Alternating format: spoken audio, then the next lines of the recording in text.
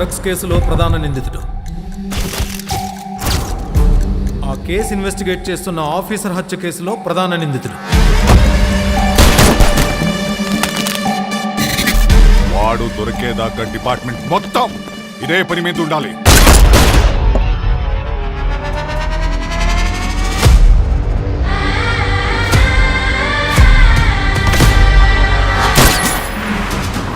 ప్రతి ఒక్కడి లైఫ్లో ఒకడు ఉంటాడు. వాడి కోసం మనం ఏం చేయడానికైనా వెనుకాడు.